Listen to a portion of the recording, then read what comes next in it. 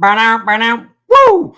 Welcome, ladies and gentlemen, to another episode of The Giants Guys. And of course, I never do the show alone. I've got Spartan, Mike, and Nikki hanging out in the green room, having drinks, hanging out with the famous people. We got a great show for you tonight. Of course, we will be interviewing number 24, Dan Belton, which actually is Dane Belton. His dad is Dan Belton. So I definitely want to make sure I don't make a mistake with that. I'll actually have to ask him about Dane, which is a pretty unique name, and had a stud rookie year, which we're going to talk to. But we have to first chop it up a little bit because Spartan's like, I don't know. He's got this elite thing going on, strong, holes in the roster. You know how cynical that Spartan Mike is. Let's bring him in. Mike. Jesus Christ, what kind of introduction was that, man? You made it sound like Dracula was going to come on. I was all pumped. We're about to interview Dane Belton, and I just want to go through the roster real quick and discuss, who's good, who needs some improvement, and who should probably leave, Let's bring in the voice of reason. Yeah, let's do that. Yes, let's do that. That was a Spartan. I got a much better intro than you did. And you didn't even get one. Well, thank you for tuning in to another episode of The Giants Guys, brought to you by Astroflave. Of course, they support us. You support them. It's a big, happy family. Listen, you're trying to lose weight. You're trying to get all swole. I know you guys are in the gym just pounding plates, doing CrossFit. All the ladies are in there just crushing you guys, making you look bad because the women are using the Astroflave and you guys are not. So astroflave.com, check them out. It's got collagen, ladies. It's got amino acids. It's got gourmet whey. It's got testosterone. These guys have taken a lot of time and effort to make a great product. And you, my friends, should try it. I've got a couple more tubs to give away. So there's been a lot of good questions over the last couple of weeks. So you never know. You might get a surprise like Christmas and Santa dropping off some Astroflave to your house. So without further ado, let's chop this up, Spartan. Mike, I'm going to hand the reins reluctantly. I'm handing the reins to Spartan here because he has questions. I'm going to take these reins right now. Wow. I'm going to store it, and I'm going to get right to it, guys. This is the one thing I wanted to do, and I know we got Dane Belton coming on in about 25 minutes here, but it's the offseason. We got a lot that we got to talk about. There's going to be a lot of roster moves that happen, and even though we can chop up, what we want to do and what we think should happen, it's not in our control. But I figure just for us, as the New York Giants Rush content creators, we can go through the offense, just for the offense for tonight. We'll go through a starting lineup, at least what it's projected to be for next year. And, no assumptions. We're going to give them grades. If they're an elite, full-out ball level player, like they're just killing it on all four cylinders. That's the elite category, right? Elite category. Like they are like top of their class in the NFL. They get the letter E. Elite. If they're okay, if they're good, like there's no point in really moving on, but they're not bringing like a ton of value, killing it, impact their position. We'll give them an S. We'll give them a strong. They can stay, not an issue. If it's a whole, we're going to give an H to anyone that's a whole, and that means they are a liability out there. We need a replacement right away. I'm going to add one more category. Oh boy! If the guy's bad, but they're a rookie, why don't we just give them a work in progress? WIP. Work in progress. That makes the most sense because if a rookie did have a bad year, can't move on from him. He's not a whole. I think we just got to consider it like he needs improvement. Fair enough? One question before we get into it. Yeah. Are only rookies work in progress, or are there other categories that are working? Like, can you be a year two player or only a year one? Go for it. Well, I just want to hear your thoughts on it. I don't think I want to ask you both to just kind of hear your grades. All right, well, fire it out. Let's get it going. All right, okay. I'm going to try. You made this sound like my elementary school report card, but okay. All right, let's start from the top. Okay. Quarterback, number 8, Danny Dimes, Daniel Jones. Nikki, what do you give him? All right, he's not elite. What was the one under it? Strong. Come back. Stay with us. Yes. Okay. Yes. Okay. King Craig. Oh, yeah, it's definitely strong. We can't call him elite until we actually see him throw 35 touchdowns and 4,000 yards. Not his fault, but his game right now is in the strong category. I give him an S. Strong. And again, I mean, look, and we're talking about a dude that if it was a few more touchdown passes, he'd be there. And a lot of that, we say is not his fault because the receiving talent is not that elite, if you will. I don't know if it's that strong, if you will. So let's go on to the next guy, Saquon Barkley, our running back. Who starts? You. Who goes? Me? King King Rush. Yeah. Well, King Rush does. Sometimes on my own show, I get to go first. And definitely, he's elite. There are only a handful of elite backs in the league. He can catch out of the backfield. He can, of course, run between the tackles. He can bounce it outside. On occasion, he makes a good block. Almost 1,700 yards, all-purpose yards. He's elite. Give him the E. All right. Nikki. Oh, he's elite for sure. Elite. No questions asked. All right. Let's get right to our big, bad offensive line. I did not say bad because they're bad. Some of them are. Let's start with big, strong left tackle, Andrew Thomas. Craig.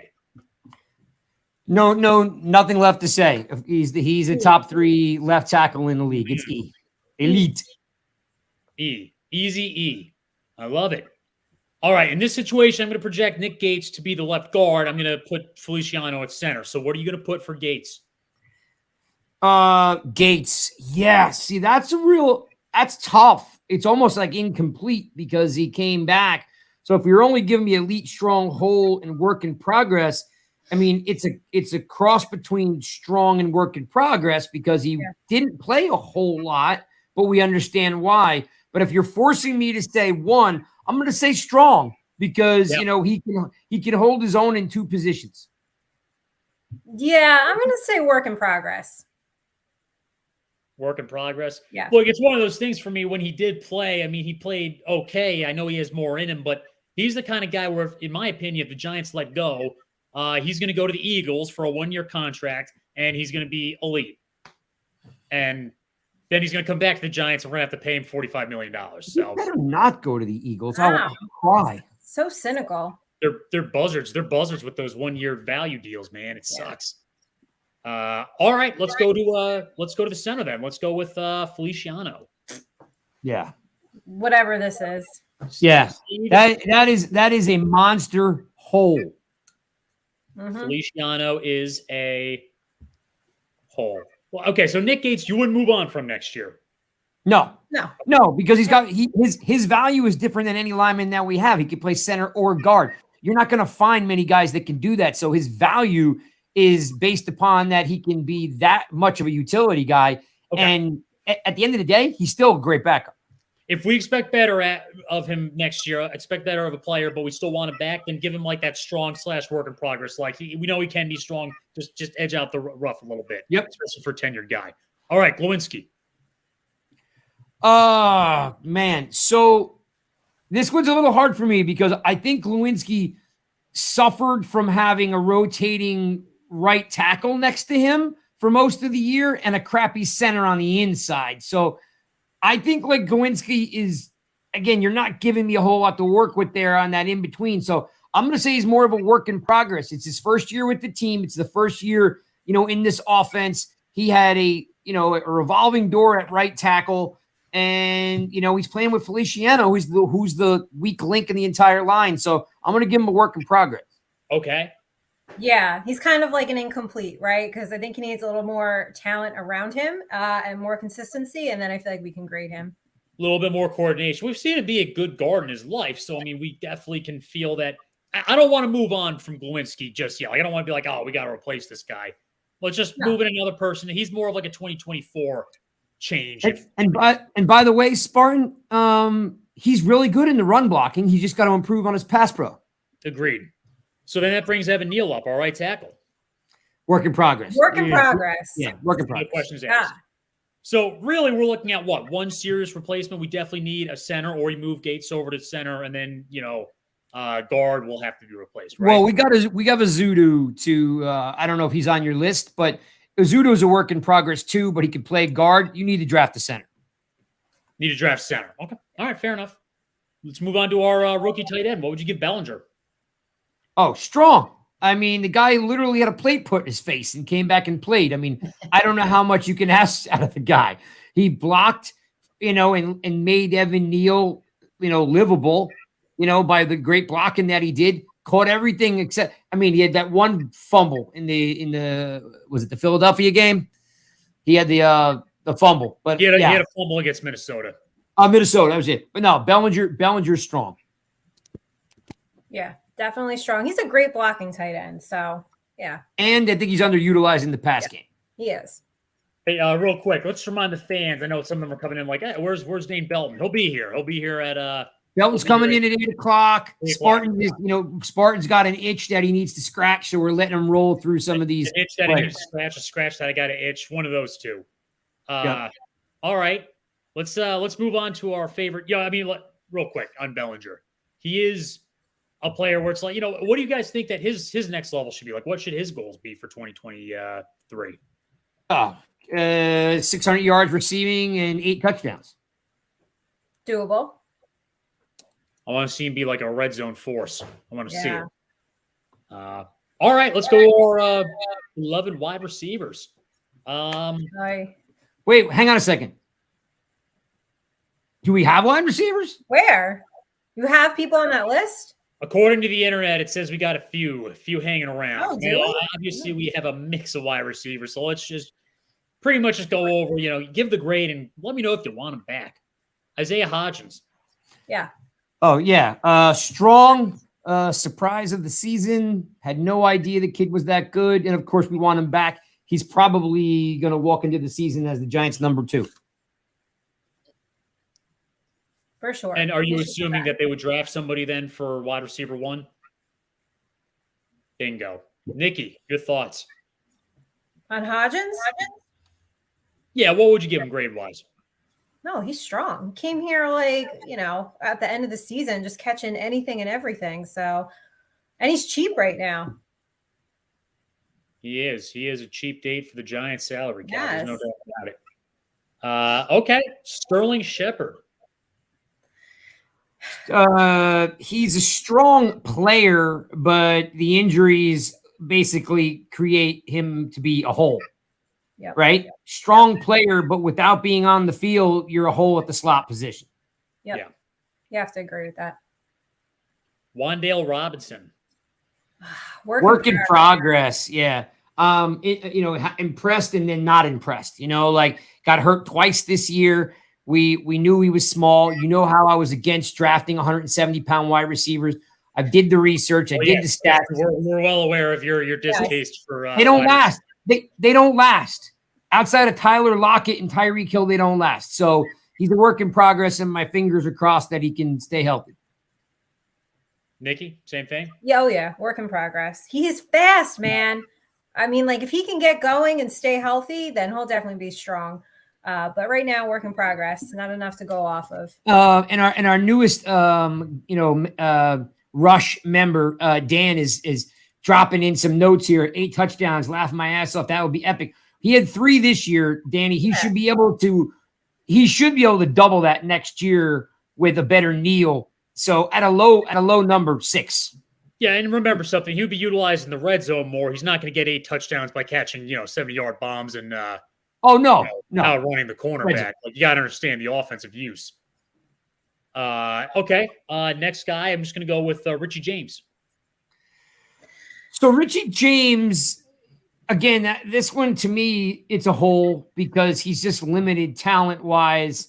He played his ass off, right? And, he outkicked his coverage, but just his skill set, his size doesn't allow him to be strong. Like they could easily move on from Richie James. I don't think they will. I think maybe they bring him back. I don't remember if he signed a 2-year deal or not.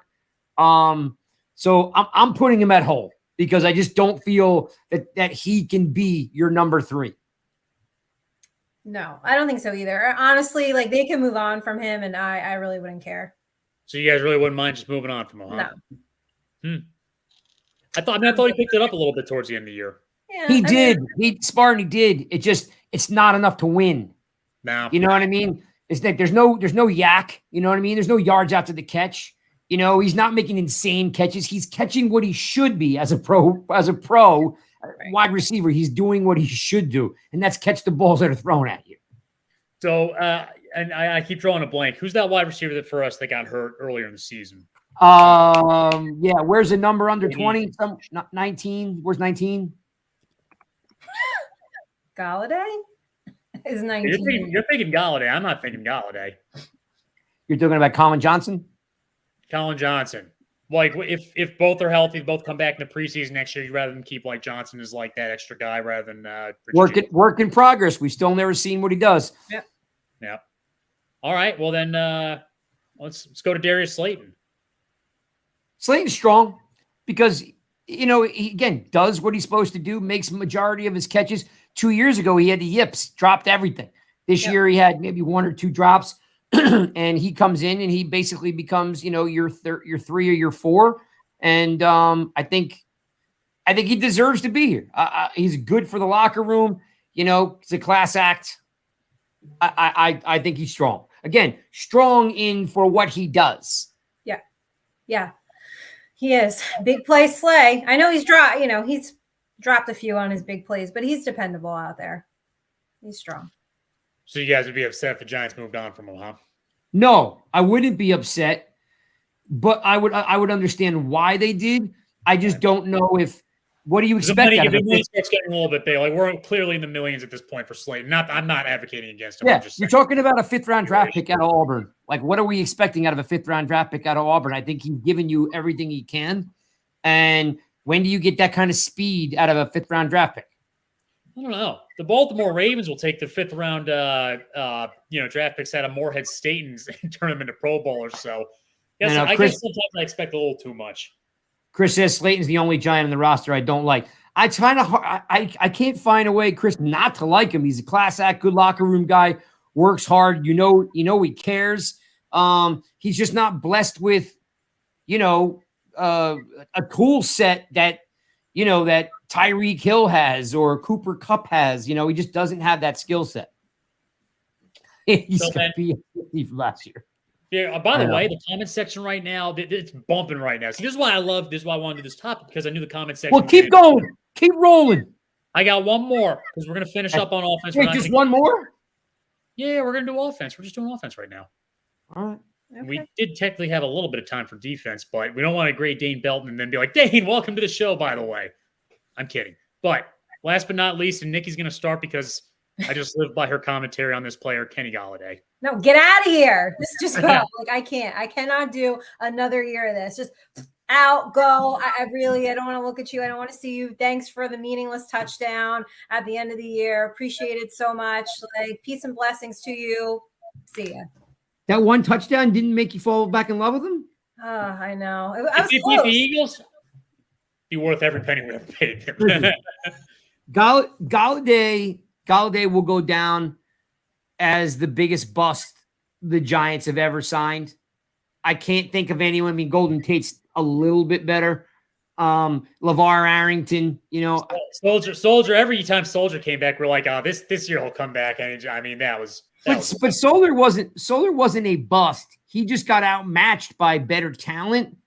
Galladay just did nothing. You're talking about a guy with 1 touchdown in 2 years at $72 million. Yeah, that was pretty bad, wasn't it? Pretty bad. Horrible. I mean, it's literally the worst thing ever. Ever. Ever. What I mean, complete bust. I cannot see how. What's his cap hit next year? They got to get rid of him, right? They have to. They have to. June 1st, they got a good amount of money back with if they cut him.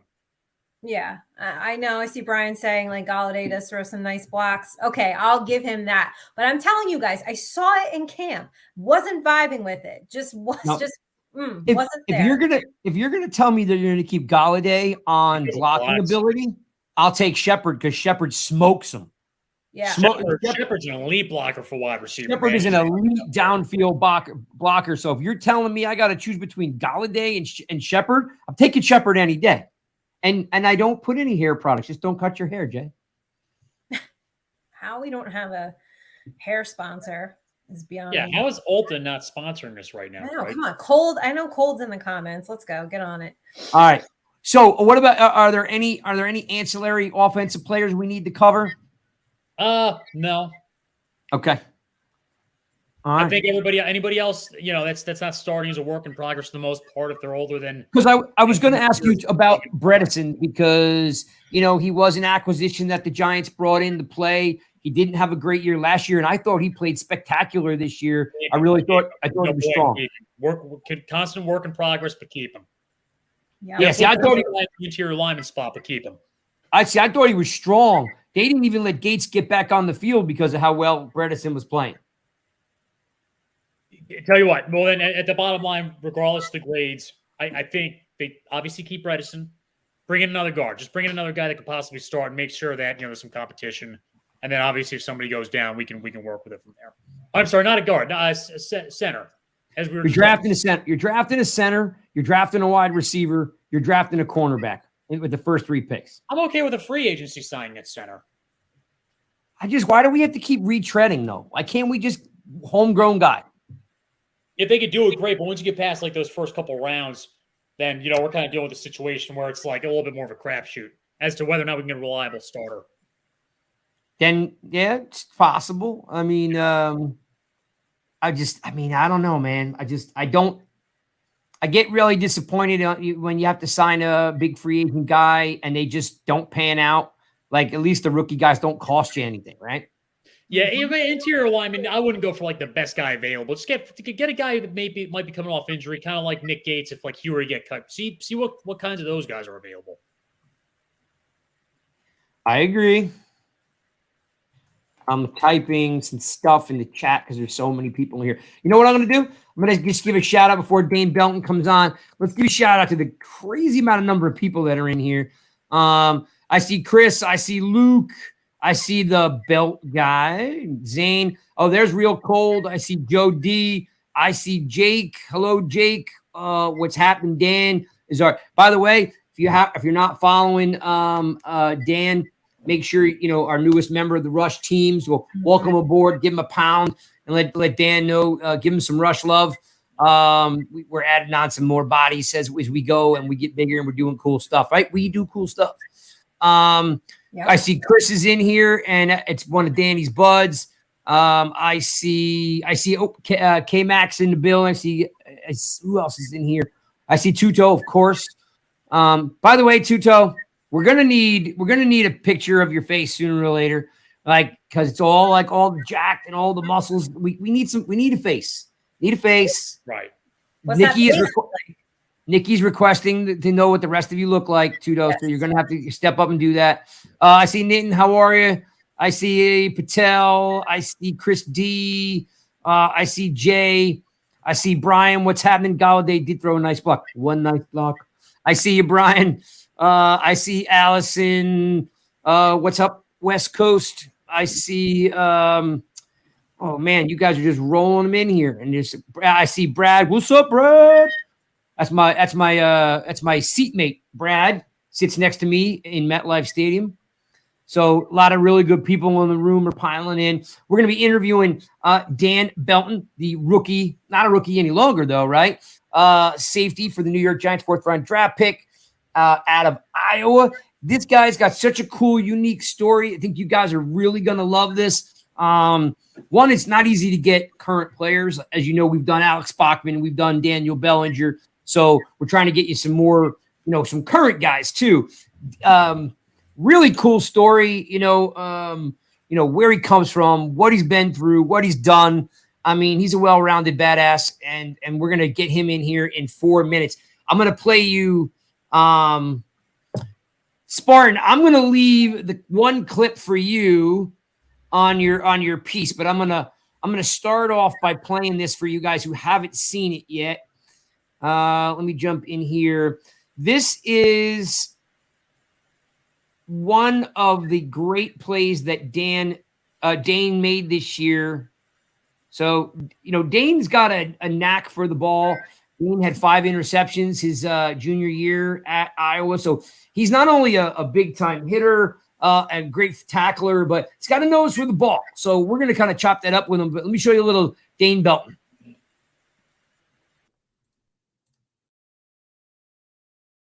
As Mills checks over the defense, takes the snap, back to throw. High ball down the left sideline. Intercepted by Belton in the end zone for a touchback.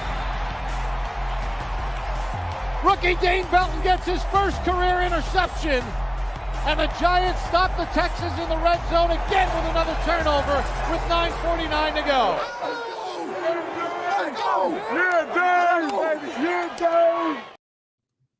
Yeah, Dane. Awesome. I love that clip, man. And look, speak of the devil, let's welcome in number 24, Dane Belton. Yo, Dane, how are you? Hi. Yeah, doing well. How about you guys? We're good. I was just playing some clips, hyping you up to all these people out here. I was saying, showing you that nice pick in the end zone. We don't see a lot of interceptions out of rookies, man. It's pretty cool. I appreciate it. Yes, sir. Just trying to make plays.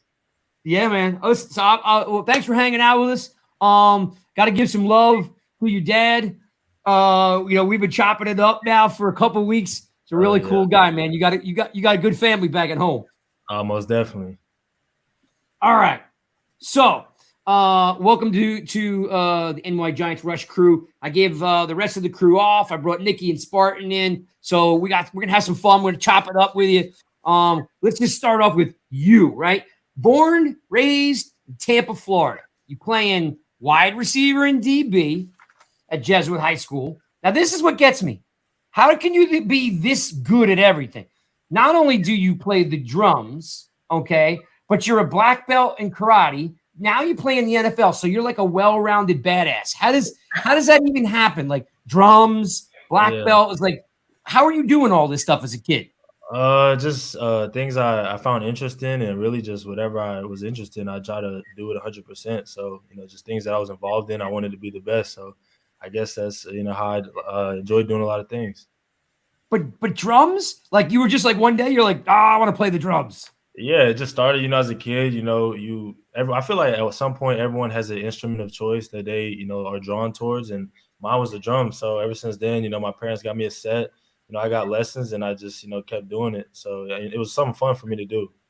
Can you play right now? Like right now, can you pick some sticks up and play?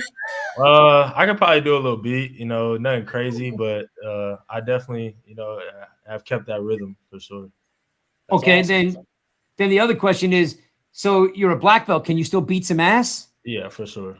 Does it on the field, kicking ass on the field. I love it. All right, we can see a fight break out on the field now. It's like, all right, Dane, come on, man. Oh man, Dane's doing the kata, throwing dudes around left and right. Love it. All right, so I'm always curious. Like we interview your teammates, your former Giants all the time, and I'm always curious about the recruitment process, right? So.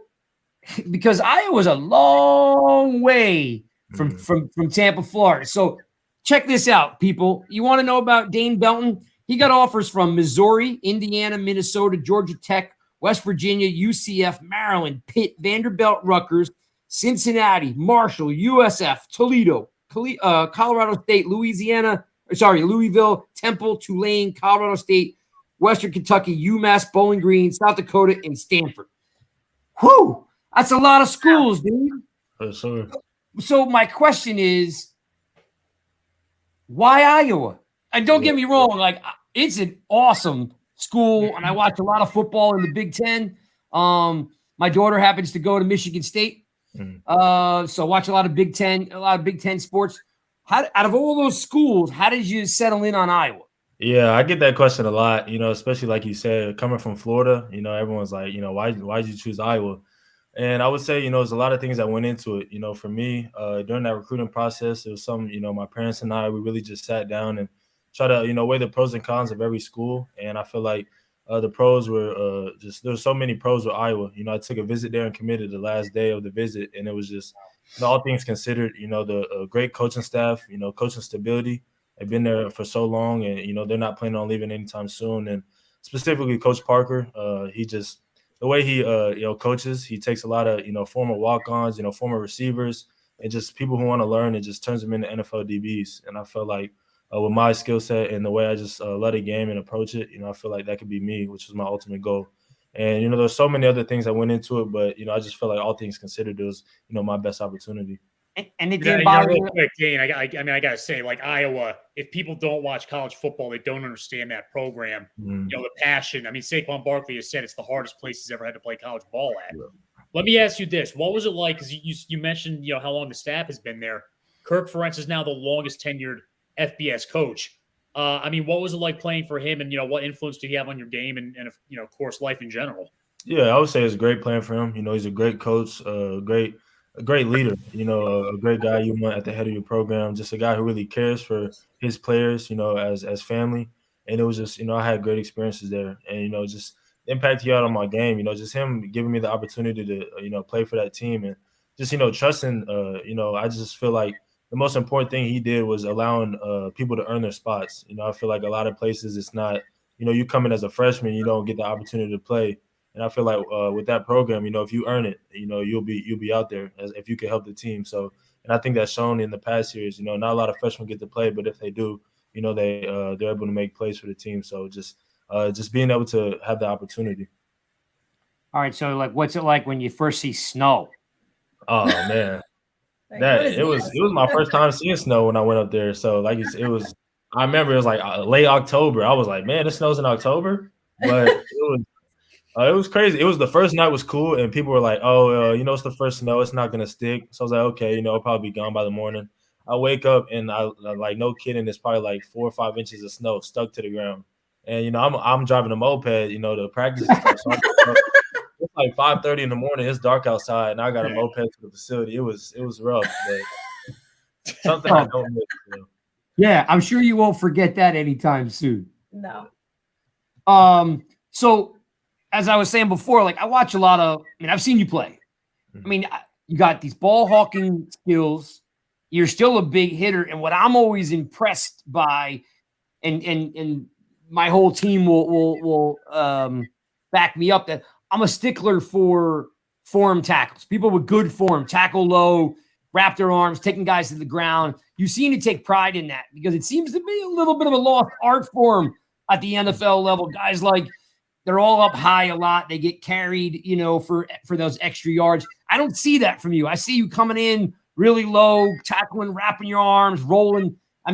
Is that something that, you take pride in because the technique is there and it's noticeable whether you know football or you don't? You can notice that you have that technique. So I was kind of wondering, is that something that you work on? Is it natural for you? You take pride in it? Yeah. Well, first, I appreciate that. But second, it's definitely something, to take pride in. And it's obviously something I'm not perfect at. A lot of times, there's so many things, you can improve on in that, it's something you can always keep improving on. You're never perfect. But, tackling is the most important thing in the game, especially as a defender. Like you said, a lot of people, lose, interest in it, or it's not as important to people. Everyone looks at, the big plays, the interceptions, the sacks, things like that. But, tackling wins games. So, as great a tackle you can be, it's only going to help you and help the team ultimately. So, it's definitely something, I take pride in, something that, we take pride in as a defense, and something that, I want to keep improving on for sure. Yeah, it always stuck with me. I played D3 ball. I was a strong safety. It always had to be a thumper. Always had to come in and make strong tackles, or that guy's going for 6, right? For sure. So appreciate, the fact that, you take pride in that, and it's interesting, like I said, because the game's changed a lot. Big plays, fumbles, strips, interceptions, so it's a little bit of a lost art form. So, kudos to you that you take pride in that, my friend. So I also want to mention to you, and it's interesting because we all know about the story regarding the former Iowa racist and controversial strength conditioning coach. And I'm not really going to dwell on it too much, but I got to tell you, it's really impressive. You said you stayed on because you didn't want to take the easy road out when that scenario happened and you wanted to be part of the change. That's pretty mature for a 19-year-old, 20-year-old guy. So where does that strength come from? And the second part is, and did that help you with a leadership role, in the locker room? Because, you came right out and said, hey, I see it. This is happening. It's not right. And then, as I was reading more of the story, you were like, you know what? I'm not taking the easy way out. I'm staying here. I want to be part of the change. Where's that come from? That's pretty mature for a young guy. Yeah, I would say, I just, it's built from my parents, from my mentors, just being able to, instill things like that in me, and just, in that situation, like I said, I could have taken the easy way out, transfer. I played a lot my freshman year. I have film. I could have, went a lot of places, but just being a part of something that's bigger than you, a change of program. The national spotlight was on us in that instance. Everyone was talking about it, and just changing for the better. It's so many people that that situation impacts. Positively and negatively. So just being able to be just one of those guys in that locker room and on that team that really turned it around from that point was big for me, and I'm happy I stayed. And the relationship I have with those guys is tremendous. So I wouldn't change it for the world. No, that's awesome. I salute you for it, my friend, because that's you don't think that stuff exists, at that level. Everybody's supposed to be team, family, all that. So it was nice of you guys to stay together and plowed forward. So, like I said, salute you, man, because a lot of people might have taken the easy road out. So very cool that you stuck by those guys. Nikki, go ahead. I know you got some questions. Jump in. Yeah, so let's go back to the combine. So you ran a 4.43, right? And that kind of like opened up everybody's eyes, because the perception a little bit was like, oh, well, he's slow, but you didn't get a chance to play deep either. So what kind of training were you doing in order to pull that off and bring your best at the combine and kind of wake everybody up? Yeah, like you said, it was a big moment for me to be able to, showcase my speed and my talents, my abilities. But for training, it was, I trained with the best, Murphy down in Tampa, and just, really just honing in on, specific details, but not getting too focused on too much, just letting your, ability take over, once you get going. So, just working on the minute things and just going from there, it's definitely something that I take pride in, showing people what I can do. A lot of people doubted me, but like you said, it was a big part for me to show that, and I'm happy I did. So why do they think you're slow? I don't even understand. I mean, like, slow dudes don't run a 4.43. Like, so I'm just curious, like, is it because, you were playing a lot of like that box safety role, so they just thought you weren't quick? I don't even understand where it comes from. Yeah, I mean, there's probably so many things that would go into it. I would say, yeah, that's one. Just being, playing that nickel, big safety cover guy down low. I didn't really have to open up and run, cover deep. So I guess people didn't really see it on film, so they must not have, realized. But I would say also going back to high school, I remember like I had some film, I had took an interception for a pick six, and I was running by people. And I remember this was like right before I signed to Iowa, and people were saying like, he must not play competition because like, look how he's running by people. So maybe I don't look fast when I run or something. Maybe I just cover a lot of ground, but I guess a lot of people have doubted me since, high school. What number did you wear in high school? Oh, sorry. I wore number 5. Maybe 5 is a slow number. Maybe it's the number. Maybe it's the single digits, 5 and 4. Maybe that's what it was. But is it hard to tune that out when people have this perception of you, and that you have, your talents, and you just kind of have to have that moment where you show everybody? But is it hard mentally to kind of turn it off sometimes and just focus on what you do best? Yeah, I would say personally, it's not that hard. I've always, just playing the sport, there's so many people who have, so many opinions that really don't matter, if we're being honest. So it's really just, things that, people say. It doesn't really take a toll on me. I know for the people that matter, myself, my parents and my coaches. So, as long as they think I'm doing what I'm supposed to be doing and, I'm playing well, that's all that really matters. So, outside people say this and that, about my abilities, I don't really, take too much stock into it. I think it's got to be pretty funny to be sitting there in the combine and being like, holy cow, this cat just ran a 4.43. Like, because, they went in there with expectations and you blew it away, which is pretty cool because you don't get to do that every day, to change a lot of people's opinion in one time. So, like I said, your projection is great, man. And it's cool that you're wearing. I told your dad, too. I'm like, he told me, did he tell you the story about how he walked into the 7-Eleven or the store and the guy was wearing Giants gear? Did he tell you the story? Yeah, he told me. Yeah. So I said to him, guys, just so you don't know, so you know the story.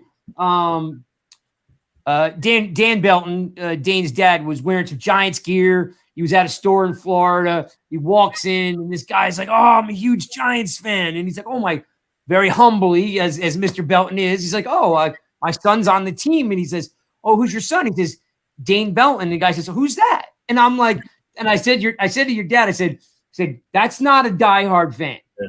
Because and I said, look, the diehard fans, the fan base is excited you're here, glad you're wearing blue, man. Right. And like diehard fans are like, they know every stat you ever had. They know what you had for breakfast. They know what your pregame rituals are. Like, I'm not saying there's not diehard fans in Florida, but for someone to not know that Dane Belton was drafted in the 4th round from Iowa for the Giants, I would consider him a casual fan. So your dad was like, you know what? That's exactly what I needed to hear. Thank you. So we had a pretty cool conversation. So that's funny. Yeah. Go ahead, Spartan. Go ahead. You want to jump in? Yeah, definitely, Dane. I mean, one of the things I want to talk about is your teammates now with Wan'Dale Robinson, but before that, you played with him for 3 years. So my question is, what was it like matching up against him? Did you feel like it was pretty challenging? Did you feel like you guys went back and forth over those 3 years? And the other question I have is, because this is unique, what's it like going against a guy like that for so long, and then all of a sudden your teammates? Yeah, I would say, for the first question, it was definitely challenging. Played him one time each of my 3 years, and 2 in Nebraska, 1 in Kentucky, and always, he's a point of focus for us. He's a great player, so super skillful. So just really just trying to, take away his abilities. And I would say, yeah, we got the best of each other, in some points, especially, I would say that last game, he played really well in that bowl game, and just, was a great player and a great matchup. Just that's what you want, as you play football. You want, great matchups like that are gonna, challenge you and just make you better. And I would say, just being teammates with him, like obviously you don't know the person when you're playing them, so you get to know him, and he's a really good dude, really laid back, chill, humble. So it's good to get to see that side of a person and just build a relationship. For sure. All right. Well, so Spartan, I have this clip here. I just want to give everyone an idea what I'm about to show you. So Wan'Dale didn't always play at Kentucky. Okay, so I'm going to show you a clip. And look, this is Dane Belton laying down the smack. He's already smiling because he knows the hit that's coming. So, all right, everybody, tune in for this clip. It's about 30 seconds long. To average throwing 200 and rushing 50 per game. That one is complete. Wan'Dale Robinson made the caught catch and took a lick from Dane Belton. Ow, dude. Ow. I had to put that in there because I was like, I wonder how many times these guys matched up against each other. And the first one I popped up, I was like, oh, I was like, that one hurt. Did you guys talk about that or no? No, we haven't really talked about it. We kind of left, the college days and where they were, but it was definitely, that was a play I loved, just being able to, diagnose it and make a play on 3rd down was big. So, definitely glad I got to see that again.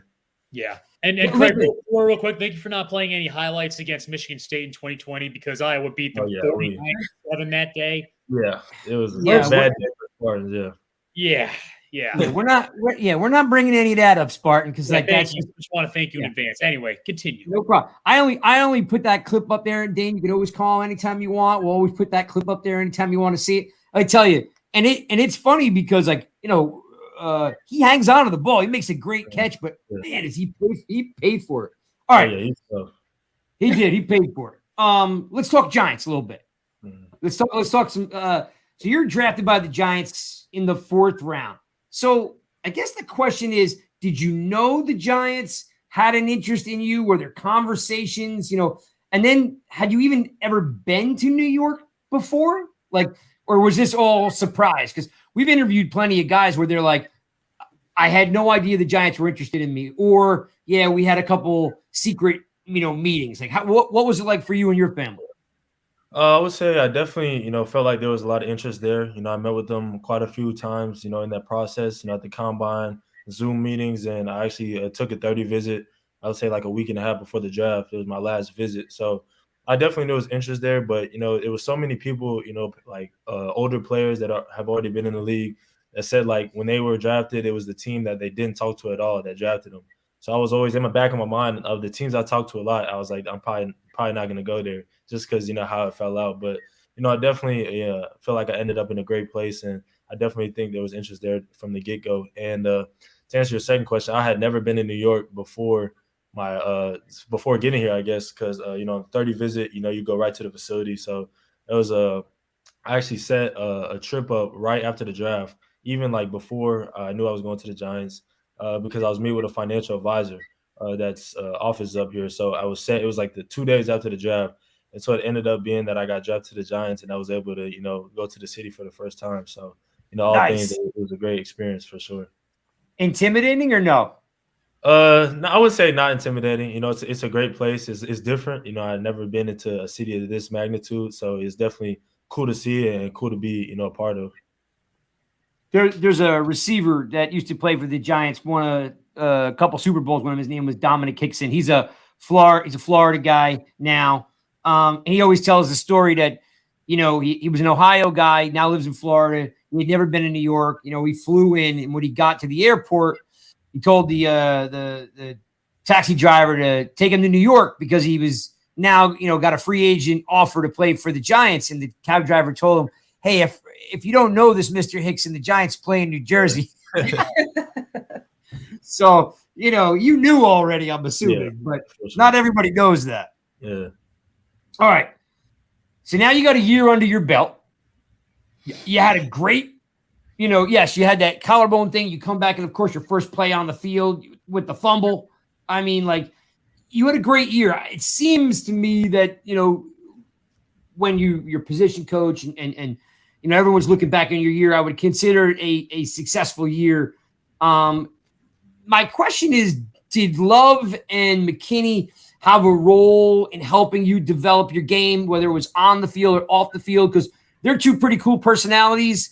They've been on the team for a couple of years. They're both, captains and leaders. So I'd love to know your insight on those two cats. They're very cerebral guys. They're very team first guys. So, you come to the room, the DB room, you got these two guys there. I was wondering if they had any influence on your game.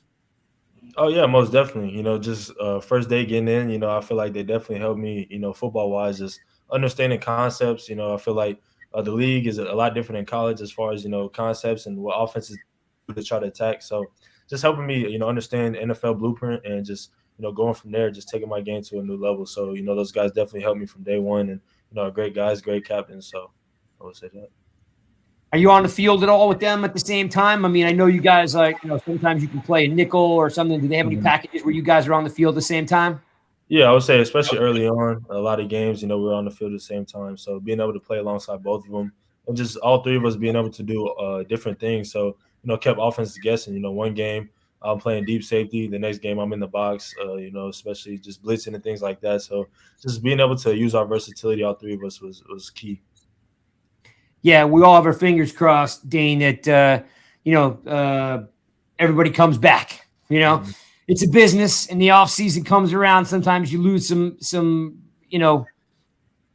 cornerstones of the team. So we're all – fan base is all rooting for everybody to come back and get paid and, and move on to bigger and better things. So my other question I have for you, and I'm saying this in jest and fun. There's a rumor going around that you ghosted Daniel Jones when he called you to congratulate you. Like, what's that? What's this? You guys find that? Oh man, it was. I didn't ghost him, but I definitely didn't know who was calling me. It was the day after the draft. I think I'm driving somewhere to meet my parents at a place, and I get a call, and so it was just a random number. So I was like, I'm driving. I'll just see if they leave a message. And just I'm driving like 5 minutes after the call. There's a voicemail. And it was just like, oh no, he texted me. He was like, hey, this is Daniel Jones. Just wanted to congratulate you. I was like, oh man. So I called him right back.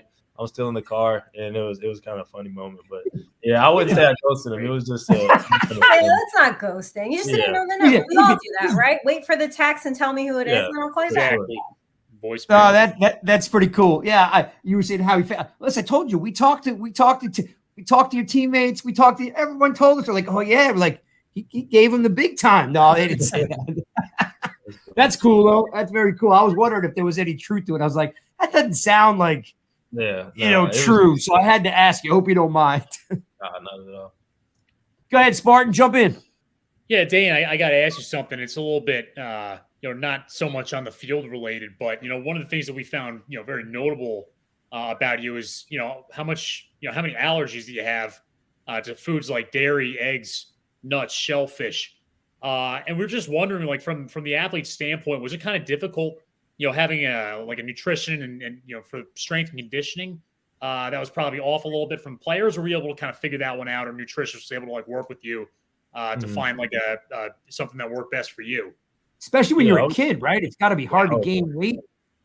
Yeah, most definitely. You just try to, find a lot of ways to gain weight, like you said, to put on, especially, growing up. But I would say it's definitely difficult at first, until, getting to college. Iowa had a great staff that really, helped me out and catered to, my needs and things like that. And just, that was another thing, going into it, do they have that flexibility in the meals for me to, be able to eat and not, go hungry on certain days. So it was a big thing. My mom, made sure of any school I went to that they had that. So just getting with the nutritionist, getting with the staff, and just being able to have options and things like that, just to make sure, I'm staying up with the fuel was big. So I would definitely say right now, it's a little challenging, not being able to eat the same things that everyone else does. But I definitely say, especially with the Giants, all the chefs there, they do a great job, giving me a lot of options and a lot of foods that I can eat. So I'm definitely blessed in that regard.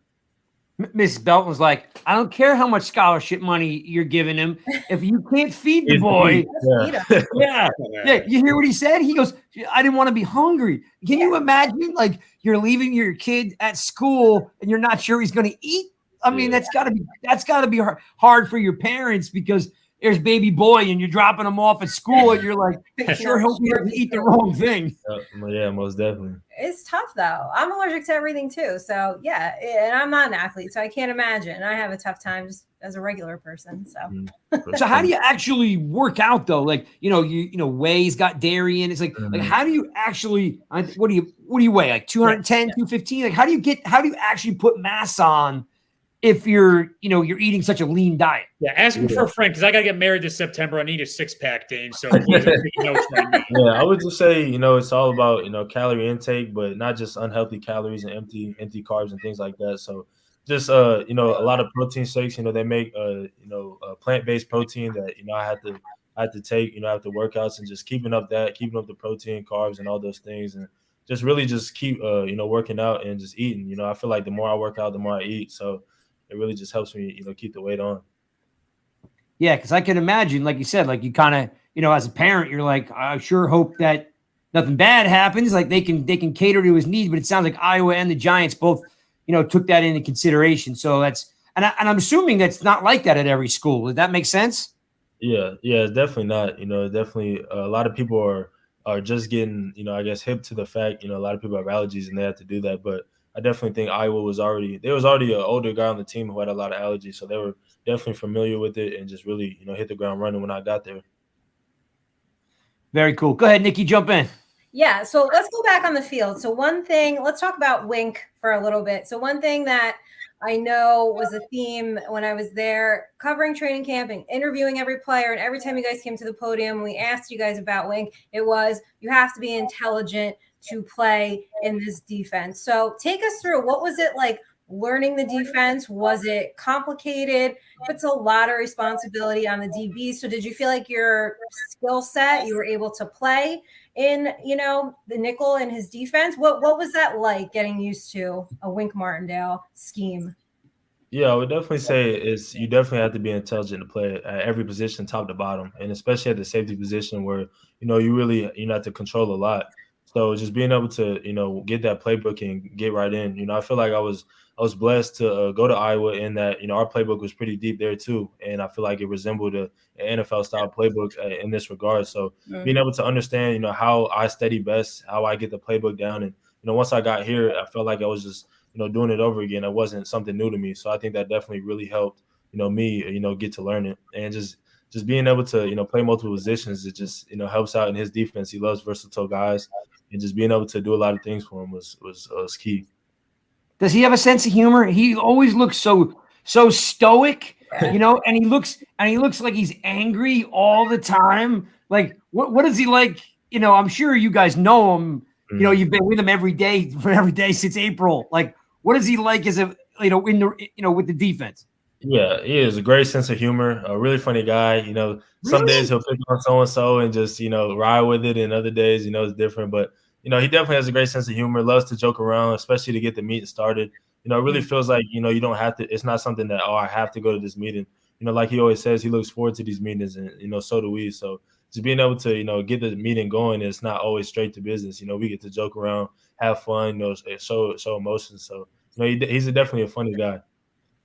Okay, so what's this music thing that he's got with you guys where he's playing like old school hip hop or something, or he's playing something and you guys have to guess what it is and there's money on the table, but nobody can win the money? Yeah, it's DJ Rome, the DB coach Rome, Jerome. He's the guy on the speaker, and he'll play some throwbacks. He'll mix in some different types of music, and anytime he plays a throwback, Wink was like, he'll call someone. He's like, "What's the title? What's the name and group of this?" And nobody knows, and he's like, come on, man, y'all are too young." And it's just a little joke that goes around. I feel like they schemed something together before the meeting, and he's like, "Hey, play this song today," just so he knows. Yeah. And is it all different? All different kinds of music? I would say, yeah, he mixes it up. I'll say towards the end of the year, he definitely played a lot of throwbacks. And I feel like towards the end, we started catching on. So some people would start Shazamming it before he asked the question. Yeah. And so we'll get it. I think he knew we did it. So, it's all funny games. Yeah, because I hear like there's some rumor that nobody's winning. It's like a skit, a Saturday Night Live skit, like win Wink's money and nobody's winning. Yeah, it's definitely songs from Wink's childhood. So I don't know if we know any of those. Well, I hope. Well, I mean, going back. yeah. And I know you can't talk about certain stuff, but like Wink's got an opportunity, right? So we're hoping that he comes back. I know that's going to be hard for you guys if you're just kind of getting in the groove there. Like the Giants in general had a great year. Like just so you know, I was chopping it up your dad a little bit. Like 4 wins last year, 6 wins the year before, 4 wins the year before that. The fan base is starving for Giants football. I mean, the tradition of Giants football is unlike anything, and to see you guys winning these games has made it fun again. And, not many people expected for you guys to go to the playoffs. Like, it's just been a really cool ride. So I was going to ask you, like, I mean, I don't want to say you couldn't beat the Eagles or you shouldn't have beat the Eagles, but what was the loss like? Was it a devastating loss, or is it like hey, you know what? We're going to be right back at this and we're going to go get it next year. Like, because, some of the teams, you're a very young team. Mm-hmm. Some of the older teams, like they feel like maybe they lost their one and only chance. So what was like the temperament in the locker room, after that loss?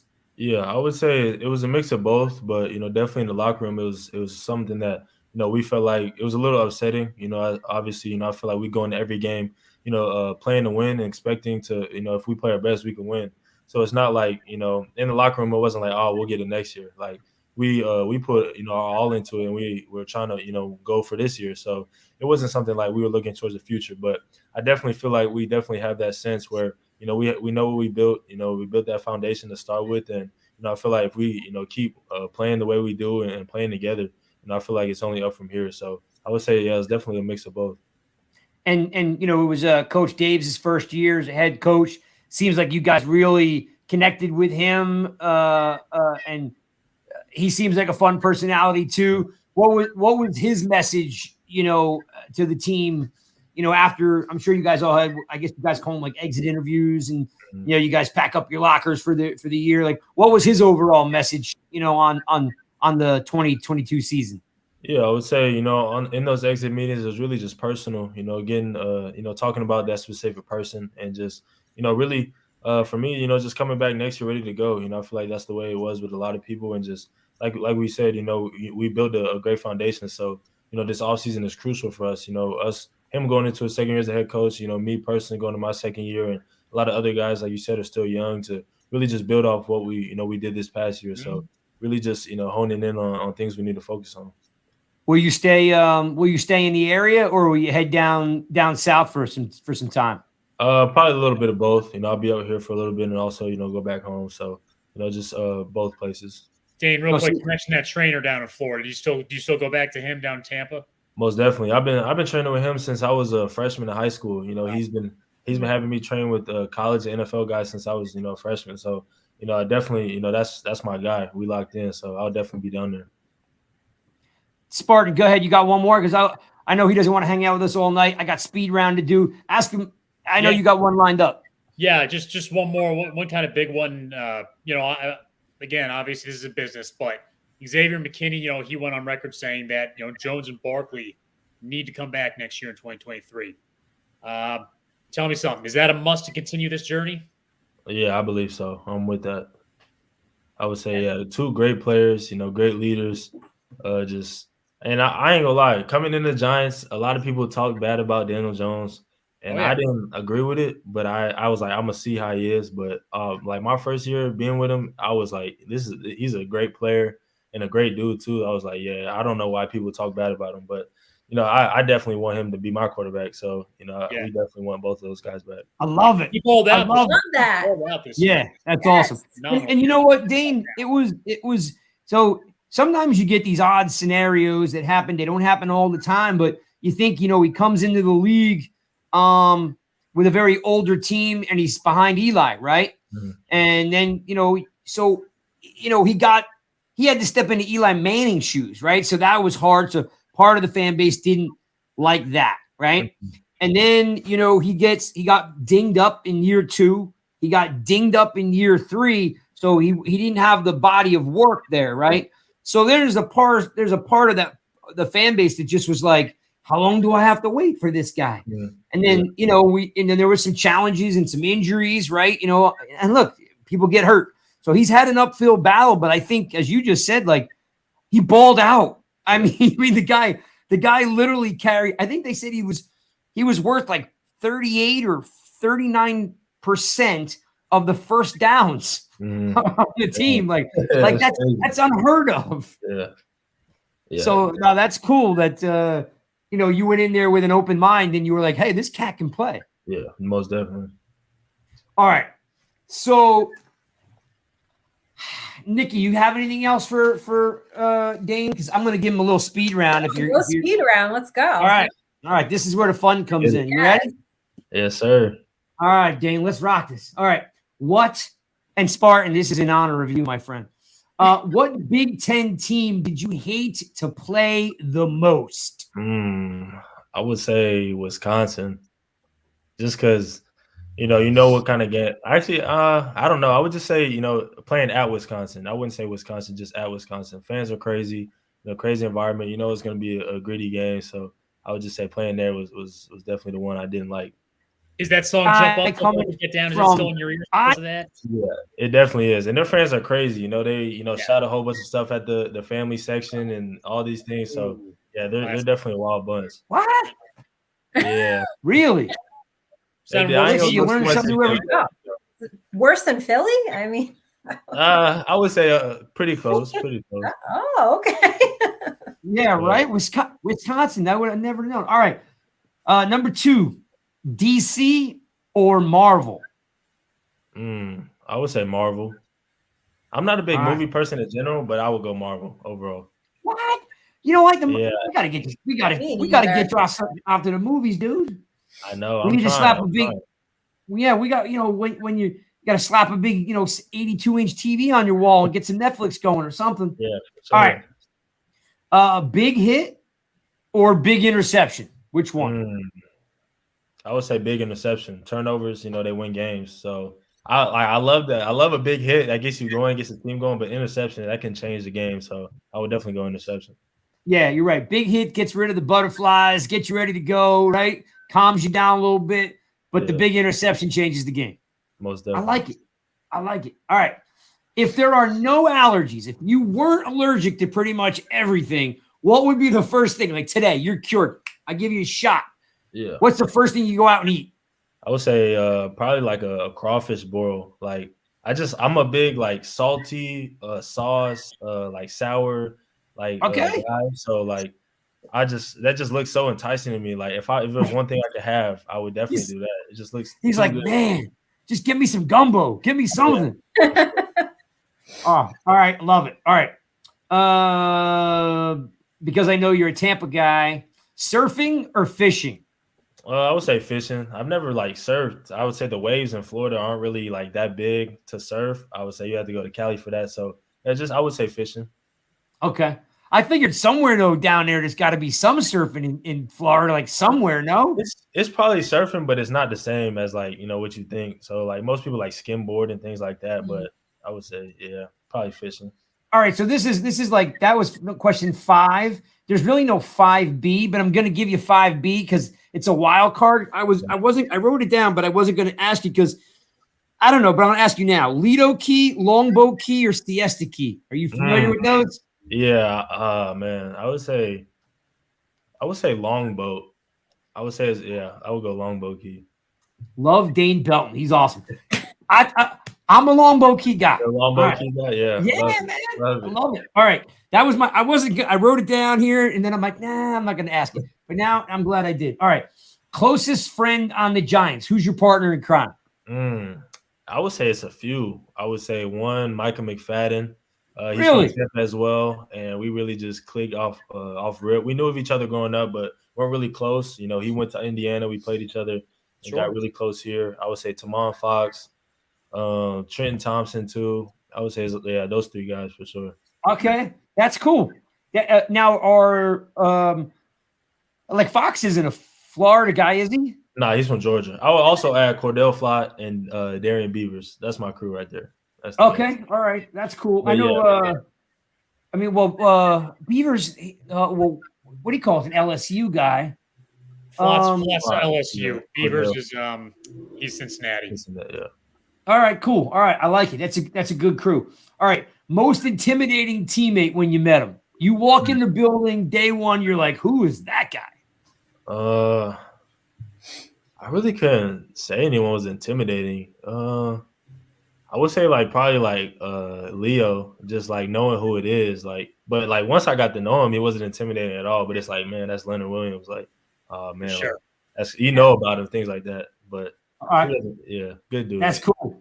That's definitely cool. And he seems like he's a pretty big personality. Oh yeah, for sure. For sure. You know, I always love media day every year when they're taking photos, and then the Giants will pump out a video attached to the photos. He's always yelling something in the background. He's growling. He's doing all sorts of crazy stuff. So he seems like a fun guy. Yeah, for sure. All right. QB you would most like to pick off?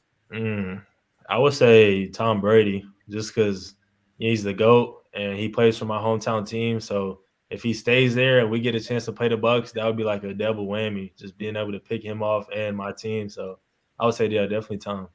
So growing up, man, how crazy it's been, how long he's been playing, man. He was drafted the year you were born, I'm pretty sure. Yeah, he was drafted in 99. Yeah. Was he drafted? I was born 2000. So. Yeah, so he was drafted before I was born, a few months. So shoot, that would be crazy to pick him off. Yeah. And that's your hometown team. You rooted for the Bucs as a kid? I did. It was tough for a little bit, but I held strong. So that's hang on a minute. So that's like Brad Johnson, Mike Allstott type of day. They were when I was 2, 3 years old. They won a Super Bowl 2002. But I definitely growing up. We had Josh Freeman. Guys like that. Where we had a blackout in our area because people weren't going to the games and stuff. It was a tough. I remember that. Yep. We had Rondé Barber, Simeon Rice. Yeah. Yeah. Those were some fun teams, but yeah, when you were a kid, like really young, there were some bad Tampa Bay teams. I don't know. 2000s, early 2010s, it was terrible. What year did they change their uniforms to the cool uniforms? When did they get rid of the creamsicles? Man, that was definitely before I was born. But they changed them I want to say when I was 13, they changed them to a kind of mix where it was new, but they had the feature of the creamsicle. And those, I didn't really like those. So I was glad they changed it back to what they are now. I like these ones. Yeah, because the creamsicles, they go back to the 70s when Steve Young was there. They didn't wear the creamsicles in the 2002 Super Bowl, Craig. They already moved on to red by then. That's all right. All right, so I actually know the answer to this one, but it's such a cool answer. So, at least if I think I know the answer to this one, it's going to show that you're an old soul. 3 safeties you like to watch as a kid or emulate your game after.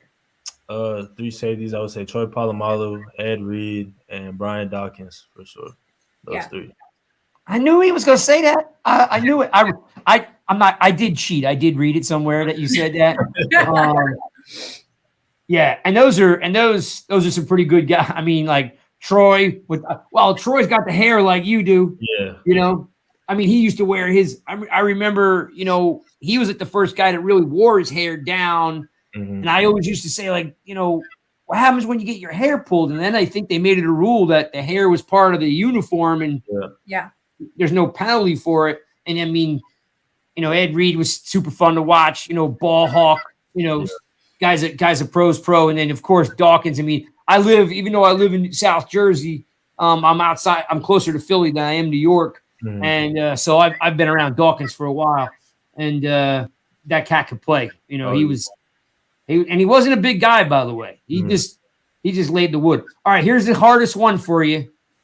I don't know if you're going to be able to answer it, but this is the one that's going to rile everybody up. Ready? Yankees or Mets? Oh man, I would personally go Yankees just because I've only been to a Yankees game, and I feel like that's what we do. I feel like Giants are with the Yankees. So. I agree. You picked correct. See that? You picked correctly. Yeah, That's great. I knew he was a good guy. I knew there's something about him, his family. I knew it right away. He knew Yankees. Yep. He didn't even flinch. All right, I'm going to read something to you, and then I'm going to let you go because I know you don't want to hang out with me all night. You might know this already, but I got to tell you, it's creepy and it's weird. So check this out. You were the fourth. Now, of course, you were 24, right?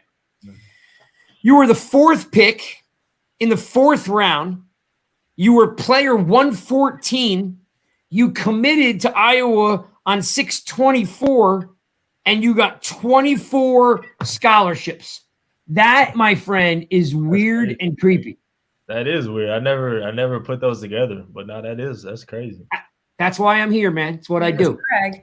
It's what I do. I mean, think about it. Fourth pick, fourth round, player 114. He commits on 6/24, 2018, and it just so happens that I read you that long list of school. 24 schools offered him to college. Like 24 is like it's the 4, but did you know that? I didn't. I knew I was the fourth pick in the fourth round, and I was number 4 in college, but I never put the offers in when I committed together. So now that's kind of cool though. I'm gonna use that when people ask why 20, because now when people ask why 24, I was just like, I like the number, it has a 4 in it, but I guess I got some more now, some more evidence. All right, yeah, just be like, hey, I was talking to Craig from the Giants Rush guys. You know what? And just give me a little props. That's all. I got you for sure. All right. Well, hey, thanks for hanging out with us. We really super appreciate it, man. Really nice to meet you. Look, we're excited. Giants fan base is excited for what you guys are doing. Right? I mean, it's again, like you can't relate to it because you've been winning and playing. Like we haven't had a lot of things to be excited about. Dave's, Joe Shane, Wink, Kafka. We hope they all come back. So the fan base is super excited to have you here. We're rooting for you. And as I told your dad, like anybody who doesn't know who you are isn't a real Giants fan, because real Giants fans, like they're doing, listen, this is my platform. We're going to start talking draft literally a week from now. Like that's how, the Giants fans are tuned in. So, I mean, I'll ask you this. What was your first experience in the stadium? Like, did you have a good experience with the fans? Like, was it really like, did you like playing, in MetLife Stadium? Was it like everything you thought it would be? Yeah, I would say my first experience was that fan day in training camp. I wasn't playing, but just being able to, see how big the stadium is, and just the fans that, showed up and, were super passionate. That was cool. But my first experience playing was, that first game against the Panthers. So yeah, it was turned. I would say, especially that first play, being able to, just bask in the fans and things like that. I would say, yeah, it's everything I dreamed of. It was crazy. Awesome. Love it, man. Well, we're glad you're wearing Giants blue. Hope you're here for your whole duration of your whole career. You got, like I told you before, your dad's a good man. I haven't met your mom, but I'm sure she's awesome too. The Belton family's done a good job. You're going to be successable on the field and in life. Thank you, my friend, for hanging out with us. Appreciate it, guys. Appreciate it. Yeah, and maybe we get you on. Maybe I know you probably won't be able. You'll be training and stuff, but maybe before camp starts, we could squeeze you in. We tell the story that I'm sure you're familiar with Bellinger, Dan Bellinger. Yeah. We interviewed him the night before he flew to New York. He was literally packing his bags, and he came on, and we had a great interview with him. Great story. And I said, look, the only thing I'm going to tell you is The girls are a distraction. And he starts laughing. He's like, I live in California. I'm like, different kind of girl. I'm like, just focus on football. He thought that was so funny. He was like, all right, man, I got it. So, we'll try to, if you're up for it, we'll try to get you back on in the summertime before you go to camp. Yeah, most definitely. Sounds good. Boom. Bang. Thanks for watching another episode of the Giants Guys. We are the NY Giants Rush crew. That's Dane Belton. That's Spartan, Mike, and Nikki. Good luck, my friend, and I hope to talk to you in the near future. Yes, sir. Thank you, guys. Thank you. Have a good night. You too. You rock, Dane. Appreciate you.